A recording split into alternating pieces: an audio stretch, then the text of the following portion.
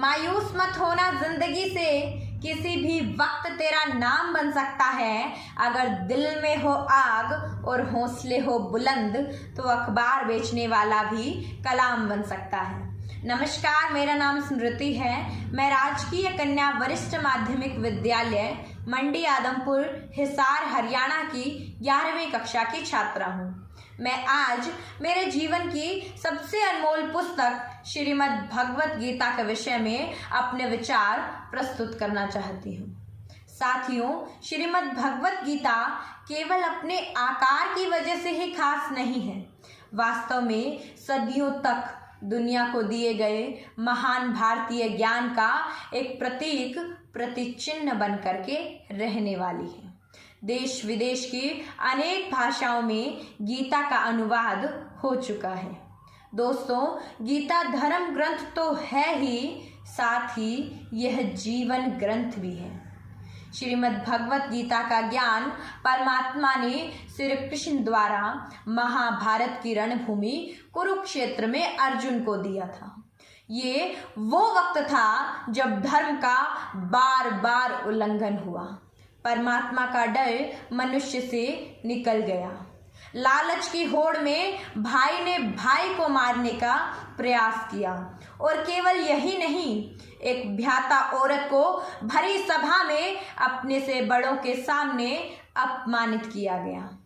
साथियों, इससे पहले कि मनुष्य जाति धर्म युग से निकलकर पूर्ण रूप से कलयुग में प्रवेश कर जाती, युद्ध की भूमि में युद्ध से कुछ ही समय पहले भगवान श्री कृष्ण ने गीता का उपदेश दिया। गीता हमें निष्काम कर्म करने की सीख देती है। साथियों, आज आए दिन हमें समाचार पत्रों में कुछ इस प्रकार की सुर्खियां पढ़ने को मिलती है कि नंबर कम आने या परीक्षा में असफल होने के कारण छात्र ने की आत्महत्या। ऐसी ही एक खबर कुछ ही दिनों पहले जब समाचार पत्र के माध्यम से मैंने पढ़ी तो इस खबर ने मुझे अंदर तक झकझोर कर रख दिया। 12वीं कक्षा का एक अत्यंत ही मेधावी छात्र, जिसने अपना एक लक्ष्य निर्धारित किया कि उसे 12वीं कक्षा में 98% अंक प्राप्त करने हैं। उसने जी तोड़ मेहनत की और अपनी भावी योजनाएं तैयार की कि 98% अंक प्राप्त करने के पश्चात उसका उस विश्वविद्यालय में दाखिला हो जाएगा और उसकी सफलता की राह और भी सरल हो जाएगी। परीक्षा हुई, परिणाम आए और उसने 96% अंक अर्जित किए और उस विद्यार्थी ने दबाव में आकर आत्महत्या कर ली। अब प्रश्न ये उठता है कि आए दिन छात्र आत्महत्या क्यों कर रहे हैं? ऐसा क्या कारण है जिसके कारण छात्र को आत्महत्या जैसा क्रूर कदम उठाने पर मजबूर हो जाते हैं? साथियों, ऐसे में केवल गीता ही हमारा मार्गदर्शन कर सकती है। गीता में स्पष्ट रूप से लिखा है, कर्मण्येवाधिकारस्ते मा फलेषु कदाचन माँ कर्म फल हेतुर्भू माते संगोत्स्व कर्मणि।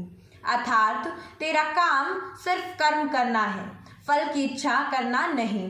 इसलिए तू केवल कर्म कर, फल की इच्छा मत कर। इसके अतिरिक्त एक प्रश्न जो बार बार मुझे ऊहापोह की स्थिति में ढकेल रहा था कि मरने के बाद आत्मा का क्या होता है, आत्मा कहाँ चली जाती है, अथवा आत्मा जैसी कोई चीज होती भी है या नहीं, और न जाने ऐसे कितने ही प्रश्न जो बार बार मेरे मन में उत्पन्न हो रहे थे।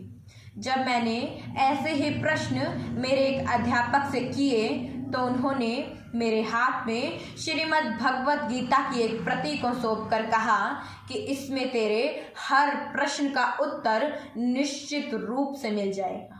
जब मैंने श्रीमद् भगवत गीता का अध्ययन किया तो उसमें मुझे मेरे इस प्रश्न के उत्तर के साथ साथ इस जीवन के अनमोल रहस्यों के बारे में भी जानने को मिला।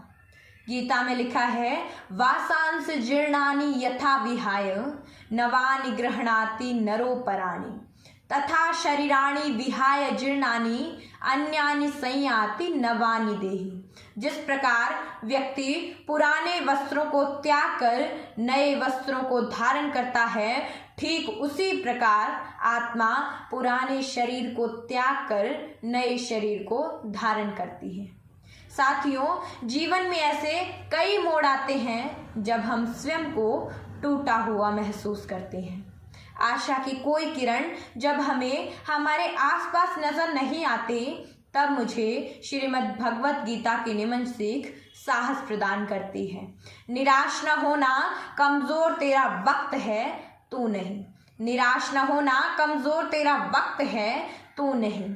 जीवन न तो भविष्य में है, न ही अतीत में है, जीवन तो बस इस पल में है, जीवन तो बस इस पल में है। इसलिए हर पल खुश रहें, हर पल को खुलकर जिएं और अपने लक्ष्य की ओर बढ़ते रहें।